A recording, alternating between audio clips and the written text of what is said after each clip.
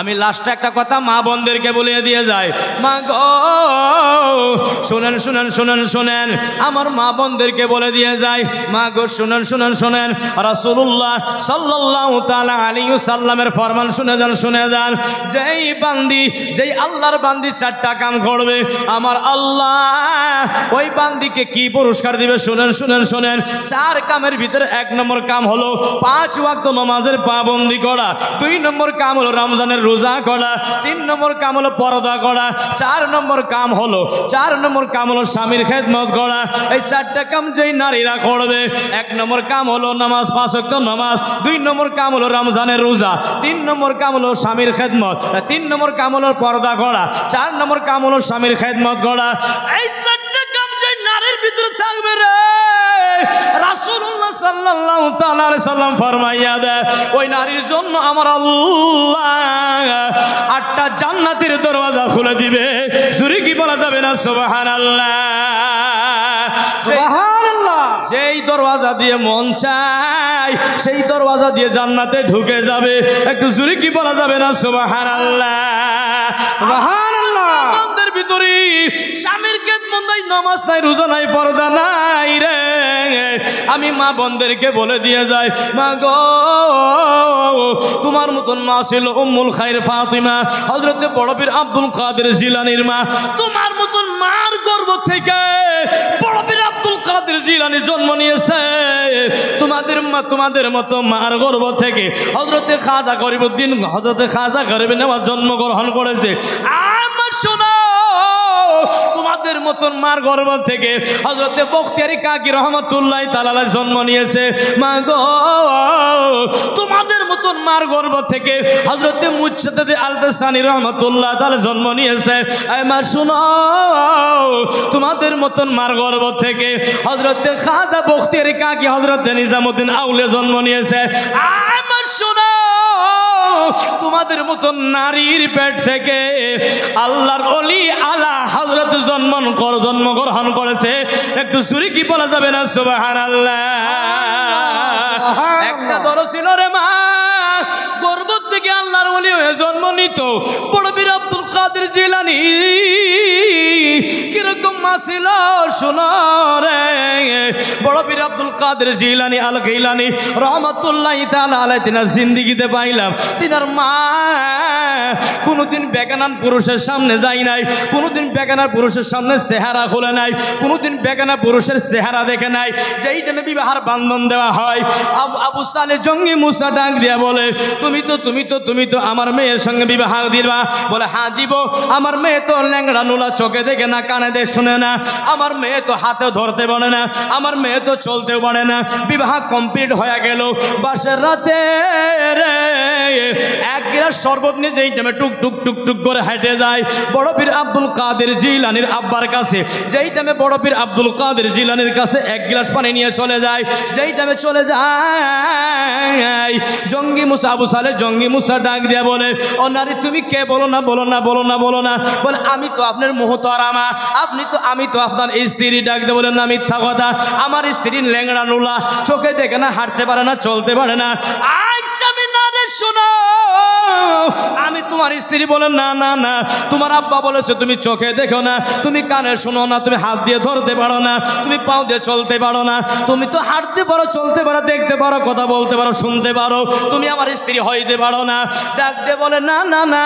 দৌড়ে দৌড়ে তিনার বিবির বাবার কাছে চলে গিয়েছে। ডাক দিয়ে বলে, আপনি মিথ্যা কথা কেন বলেছেন? বলে কি মিথ্যা কথা বলেছি? আপনার মেয়ে তো চলতে পারে না, ফিরতে পারে না, শুনতে পারে না, ধরতে পারে না, দেখতে পারে না, আপনি এই কথাগুলো কেন বলেছিলেন? আপনার মেয়ে তো সব কিছু বলতে পারে। ডাক দিয়ে বলে, আয় আবু সালে জঙ্গি মুসা শোনো রে, আমার মেয়েকে বলেছিলাম কানা, এই জন্য আমার মেয়ে চক্ষু দিয়ে কখনো বেগানা পুরুষকে দেখে নাই। জোরে কি বলা যাবে না সুবহানাল্লাহ? আবু সালে জঙ্গি মুসা শোনো রে,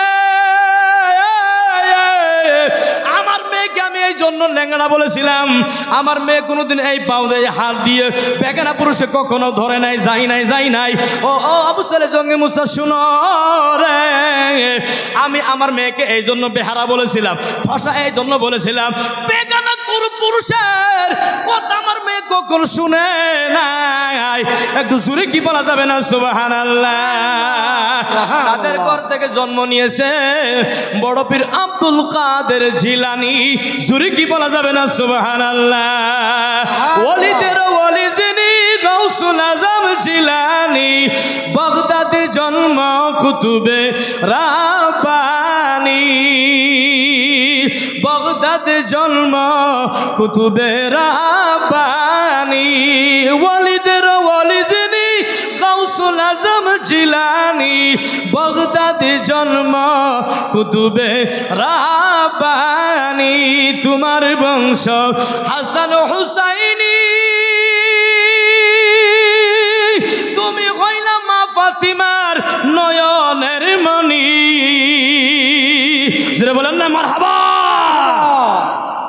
তোমার বংশ হাসান হুসাইনি, তুমি হইলা মা ফাতিমার নয়নের মণি।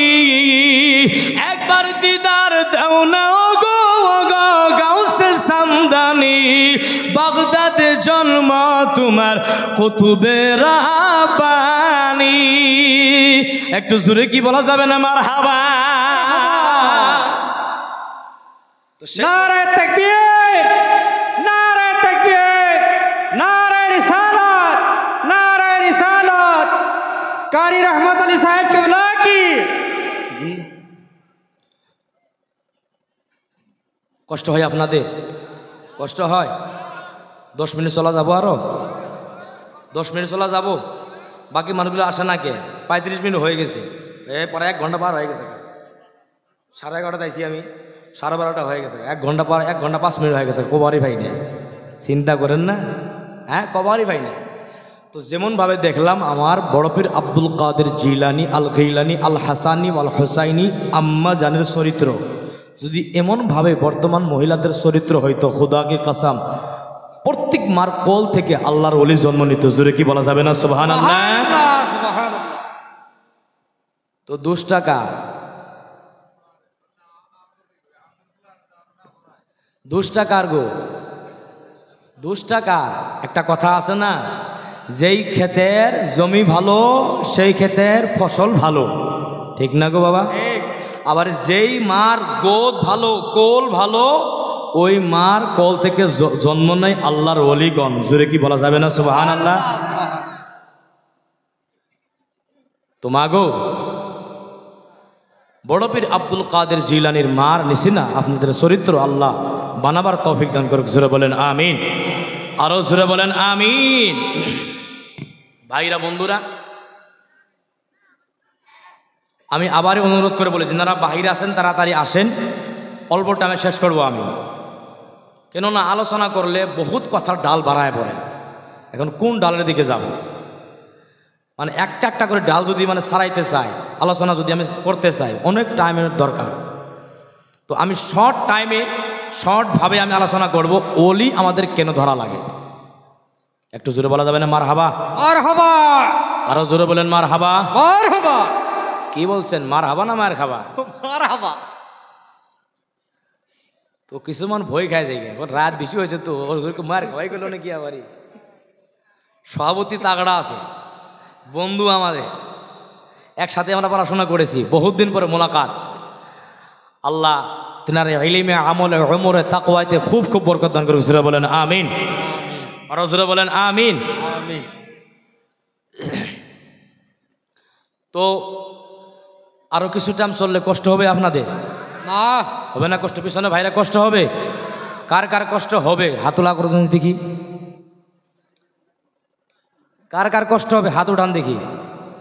আচ্ছা বুঝেন নাই না চাচা? বুঝেন নাই? কষ্ট কার কার হবে হাত উঠান দেখি, বলছিলাম আমি। চাচা কষ্ট হবে আপনার? ও চাচা বুঝেন নাই না? রং হয়ে গেছে, এটা রং। এখন দেখতে চাই যে যদি আরো আধা ঘন্টা আমি চালাই, যদি আধা ঘন্টা চালাই থাকবেন তো সব? দেখি আমি কে কে থাকবে হাত উঠান দেখি।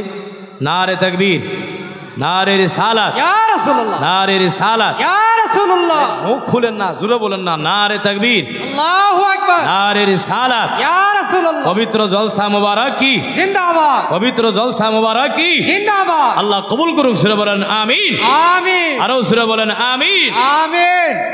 বর্তমান তরিকে কি জানেন? বর্তমান পরিস্থিতির উপরে মানে চরিত্রের উপরে ওয়াজ করা মানে ফরজ হয়ে গেছে। চরিত্রের উপরে আমি হাদিসটা যে প্রথমে পড়েছি, আকমালুল মুমিনিনা ঈমানা ওয়া আহসানুহুম খুলুকা, নবীর হাদিস।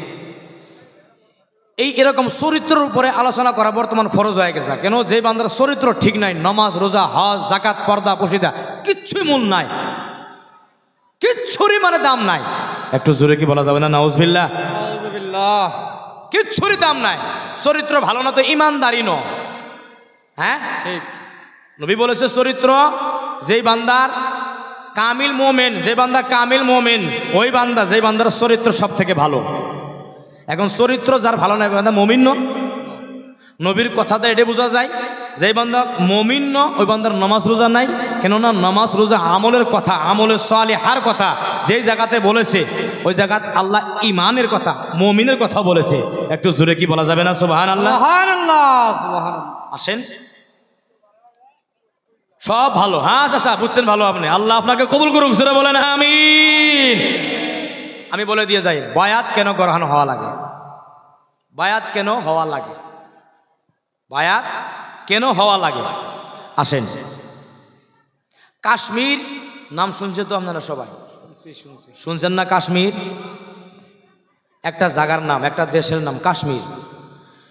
কেন ওলি আল্লাহর প্রয়োজন? এই কথাটা মানে তারিখি কথা। যদি এই তারিখি কথাটা আপনি শুনেন বুঝতে পারবেন ওলি আল্লাহ এই জন্যই প্রয়োজন। একটু জোরে কি বলা যাবে না? সুবহানাল্লাহ, সুবহানাল্লাহ, সুবহানাল্লাহ। কাশ্মীরের ভিতরে খালি ওলি আল্লাহ নয়, সাথে ওলামাদের প্রয়োজন। কেন না? আবার বলবেন হুজুর আলীর আউলিয়াদের প্রয়োজন, আমি খালি আউলিয়াকে মানবো কিন্তু আলিমদেরকে মানবো না, তাহলে ওই বান্দা কিন্তু গ্রহণযোগ্য না। ঠিক না? ঠিক। আলিমদেরও প্রয়োজন। কেননা যদি আমার এই জায়গার ভিতরে হাত কেটে যায়, রক্ত বাইর হয়ে যায়, আমি কেমন করে পাক পবিত্র করব? এটা আমাকে বাতাইবে আল্লাহর যারা ওলামা, যারা আলিম সমাজ, তারা আমাকে বলবে।